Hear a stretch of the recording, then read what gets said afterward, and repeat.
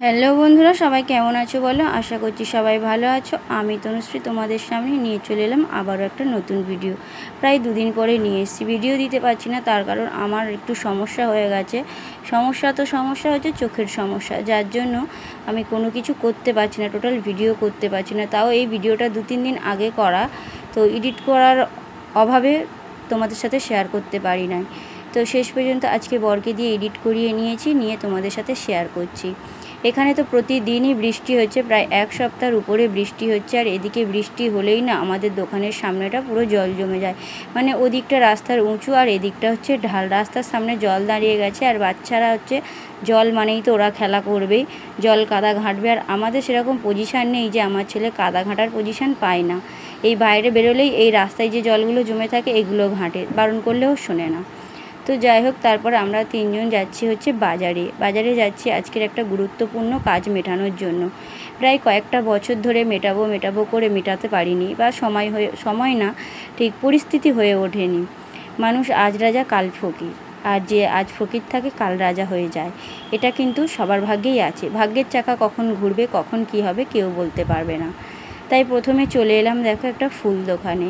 এটা দেখে মনে হচ্ছে না ফুল দোকান, কিন্তু এটা তো গ্রাম অঞ্চল, তো এখানে অত শহরের মতো ফুল ঝোলানো থাকে না। আমরা যখন বাইরের দিকে বেরোই, কলকাতার দিকে যাই, দেখি ফুল দোকানে প্রচুর ফুল ঝোলানো থাকে, প্রচুর ফুল সাজানো থাকে। কিন্তু এখানে তো অতটা চাহিদা নেই যে সকালের দিকে ঝোলানো থাকে ফুল, তবে অত থাকে না। কলকাতার দিকে যত থাকে এখানে অত থাকে না, অল্প পরিমাণ ফুল ঝোলানো থাকে, সব রকম ফুলও থাকে না। সকালবেলা বর অর্ডার দিয়ে গেছিলো আমাদের একটা 6 ফুটের বেশি মালা লাগবে, আর খুব সরু না, খুব মানে যে মিডিয়াম মতো লাগবে। তো সেই মালাটা আমরা নিতে চলে এসেছি এই ফুল দোকানে। ওরা মালাটা ফ্রিজে রেখেছিল, মানে এক ফুল তো ফ্রিজ বা বরফ ছাড়া রাখলে ভালো থাকবে না, তো সেই মালাটাই এখন রেডি করে দিচ্ছে। আর মালার সামনের দিকটা একদম কিরম শূন্য মতো লাগছে বলে বর বলছে কি, ওখানে তুমি 3-4টে গোলাপ দাও, না হলে জায়গাটা ভালো লাগছে না। একটা মালা যখন দেব আমি, তো সেই মালাটা যদি দেখতে নিজের না পছন্দ হলো, কিভাবে দিই বলো। তো সেই মালাটা গাঁথার জন্য এই যে মালায় মানে গোলাপ লাগানোর জন্য এই যে ছুঁচ লাগাচ্ছে। এখানে গোলাপ ছিল না, এই যে দেখো গোলাপগুলো ভিতর থেকে নিয়ে এসেই লাগিয়ে দিচ্ছে। ওই যে বললাম মানুষ আজ রাজা কাল ফকির। একটা সময় যখন আমাদের বিয়ে হয়েছিল তখন আমার বর দিনে 100 টাকাও ইনকাম করতো না। তো সেই দিনটা যদি আজ থাকতো হয়তো আমাদের খাওয়া হতো না। মানুষের পরিস্থিতি যে কখন ঘুরে যায়, কখন কি হয় কেউ বলতে পারবে না। আজ যার কোটি টাকা আছে কাল সে ভিখারি হতেই পারে, না হওয়ার কিচ্ছু নেই। তো ভগবানের আশীর্বাদে আর আমার বরের পরিশ্রমে আজ যা ইনকাম করে আমাদের ভালোভাবে চলে যায়। তো এইটুকুনি ভগবানের কাছে চেয়েছিলাম যে আমাদের মানে এরকম দুর্দিন থেকে অন্তত আমাদের একটু সাহায্য করো, যে যেন ভালোভাবে দিনগুলো চলে। তো যাই হোক, পরিস্থিতি অনেক কিছুই মানুষকে বদলে দেয়, অনেক কিছু ঘুরিয়ে দেয়। অনেক কষ্টের মুখ থেকে বেরিয়ে এসেছি, অনেক মানুষের অনেক কথা শুনেছি। ইনকাম না থাকলে নানান মানুষ নানান কথা বলে, কেউ বলতে ছাড়ে না। বাইরের লোকের থেকে আত্মীয় স্বজনরা বেশি বলে অনেক কথা, অনেক বাজে কথা, অনেক কটু কথা, অনেক কিছু শুনেছি। তো এখন আর কারোর কোনো কথা শুনি না, কেউ শোনাতেও পারে না, কারণ এখন সব কিছু সামলাই যে আমার বর। তো যাই হোক, এদিকে হচ্ছে মালাটা রেডি হয়ে গেছে। দেখো একটা প্লাস্টিকে করে আমরা মালাটা নিয়ে নিলাম। ভেবেছিলাম হয়তো প্লাস্টিকটা ভর্তি হয়ে যাবে, কিন্তু না, প্লাস্টিকটা অনেকটাই বড় ছিল। তারপরে চলে এলাম ফল নিতে। এটা হচ্ছে আমাদের বাজারের ভিতর, ফল বাজার হচ্ছে সামনের দিকে রয়েছে। ওখানে একটু দাম বেশি নেয়, সবাই তো আর সমান দাম নেয় না। বাজারের ভিতরে 10টা দোকান থাকলে 10 রকম দাম নেবে। এখানে হচ্ছে আমাদের সবজি মার্কেট। ওই যে পিছনের দেখো যে ফাঁকা জায়গাটা দেখতে পাচ্ছ, ওখানে সকালবেলা শুধু শাক বাজার বসে।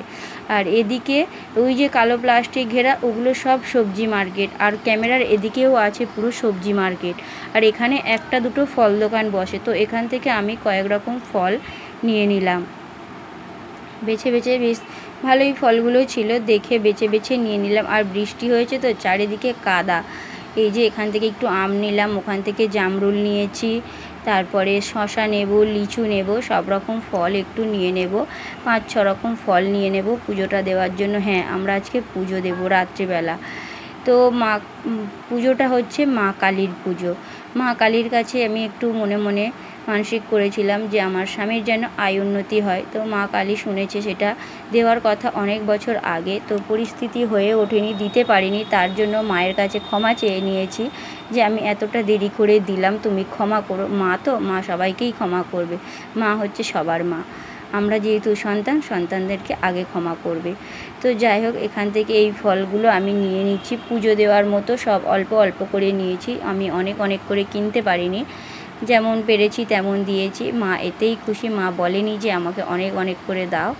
তো যাই হোক, এখান থেকে ফলগুলো নিয়ে নিচ্ছি। আর সবাইকে বলবো, যাদের প্রচুর অর্থ উপার্জন আছে, কিছু কিছু মানুষের আছে প্রচুর অহংকার আছে। অহংকার জিনিসটা খুব বাজে জিনিস, অহংকার কেউ করো না। কারণ আজ তোমার আছে, কাল তোমার নাও থাকতে পারে। আজ আমার আছে, কাল আমার নাও থাকতে পারে। তাই অহংকার না করে পুরনো দিনের কথা মনে রাখতে হবে যে কাল আমার ছিল না। তো সমস্ত ফল কিনে নিয়ে এসে এখানে দেখো আমি ধুয়ে রেডি করে এই যে ঝুড়িতে সাজিয়ে নিয়েছি। গোটা গোটা ফলই দেবো, কারণ সারা রাত থাকবে, কেটে দিলে ফলগুলো নষ্ট হয়ে যাবে, প্রসাদটা আর পাওয়া যাবে না। তাই এখানে দেখো সন্দেশ নিয়েছি, আর মায়ের জন্য আলতা, সিঁদুর, ধূপ নিয়েছি। এই ছিল। আর এদিকে দেখো আমি যে শাড়িটা পরেছিলাম, এটা নতুন শাড়ি, আমি পরে বাজারে গেছিলাম। তো এটা পরেই দেখো যে ফুলের মালা আর এই যে ডালাটা নিয়েছি। আর এখানে ছিল বাতাসা, এই যে কালো প্লাস্টিকে বাতাসার মানসিক ছিল। বাতাসাটা আমার বর এক সময় একটা জিনিস পেয়েছিল, তো মাকে বলেছিল যদি পাই আমি তোমায় দেবো। তো সেটাও আমার বর দেবে দেবে করে দিয়ে উঠতে পারিনি, তাই সমস্ত কিছু একসঙ্গে দিয়ে দেব। তো এই যে দেখো আমরা মায়ের কাছে চলে এসেছি, এই যে সেই মা। এখানে এসছি বিকেলবেলা, এখন ওর যাদের বাড়িতে এসেছি, এটা ছিল মামা শ্বশুরের বাড়িতে নিজের মন্দির। তো তখন ব্রাহ্মণ আসেনি। আর এই যে দেখো সন্ধ্যাবেলা এসছি, ডালাটা রেখে চলে গেছিলাম, তারপরে সন্ধ্যাবেলা এসছি। এখানে পুরোহিত মশাই এসে জোগাড় যন্ত্র করছে পুজোর। আর মাকে ওই যে দেখো আমাদের দেওয়া বড় মালাটা মাকে পরিয়েছে। আমরা দুটো মালা দিয়েছিলাম, একটা জবা ফুলের মালা আর একটা রজনীগন্ধার মালা। আমার বর বলছে কি মা কালীকে জবা ফুলের মালা না দিলে হয় না, তাই বর জবা ফুলের মালাটা নিয়েছিল। আর আমি বলেছিলাম যে আমি রজনীগন্ধার মালা দেব, তাই সেই রজনীগন্ধার মালা আর বরের ইচ্ছে মতো জবার মালা দিয়ে এই যে মাকে সাজানো হয়ে গেছে। এদিকে পুজোর প্রায় সব কিছু রেডি হয়ে গেছে। এবার পুরোহিত মশাই আসবে, আর উনি জোগাড় করে দিয়ে একটা মন্দির, আমাদের বাজারের মন্দিরে যায় সন্ধ্যা আরতি করতে। সেখান থেকে দেখো আরতি করে চলে এসছে, পুজোয় বসে পড়েছে। আর এদিকে পুজো প্রায় শুরু হয়ে গেছে, এই যে পুজো শুরু হয়ে গেছে। এই যে আমার মামা মামি ওই যে সামনে বসেছে, যারা সংকল্প করবে, এই যে সবার গায়ে একটু গঙ্গা জল ছিটিয়ে দিচ্ছে, সবাইকে একটু গঙ্গা জল দিলেই শুদ্ধি। তো এখানে পুজো শুরু হয়ে যাবে। তো বন্ধুরা, কে কোথা থেকে আমার ভিডিওটা দেখছো অবশ্যই কমেন্ট করে জানিও। আর ভিডিওটা ভালো লাগলে লাইক, শেয়ার আর সাবস্ক্রাইব করতে ভুলো না। যারা নতুন আছো তারা অবশ্যই করে কিন্তু একটু সাবস্ক্রাইব করে দিও। পুজো প্রায় শেষের পথে, এবারে হবে হোমের কাজ চলবে। হোম হওয়া মানে পুরো পুজো শেষ। তো এই যে দেখো হোমের কাঠ সাজানো হয়ে গেছে, এবার আয়োজন করছে ভিতর থেকে বেলপাতা আর যা যা লাগে হোমের জন্য। তো এই যে দেখো এদিকে হোম শুরু হয়ে গেছে, হোম যজ্ঞ হচ্ছে আর কি।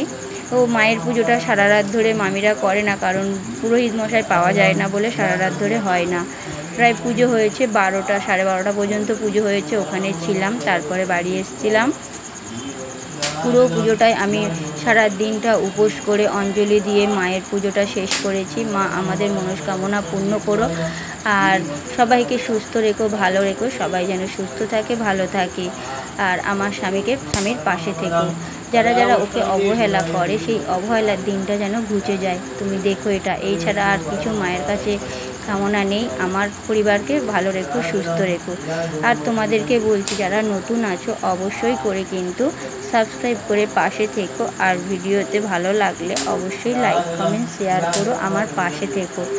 সবাই একটু পাশে থেকো বন্ধু, তোমাদেরকে বলছি, সব বন্ধুদেরকে বলছি। আর এই যে মাকে কেমন লাগছে অবশ্যই তোমরা কিন্তু কমেন্ট করে জানিও।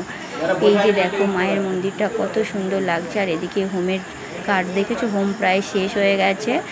এই যে শেষের পথে পুজো, ঠাকুর ঘরটা দারুণ করে সাজানো হয়েছিল। তোমাদের কেমন লাগলো অবশ্যই করে জানিও কিন্তু। তোমরা সবাই সুস্থ থেকো, ভালো থেকো। ভিডিওটা আমি এখানেই শেষ করলাম।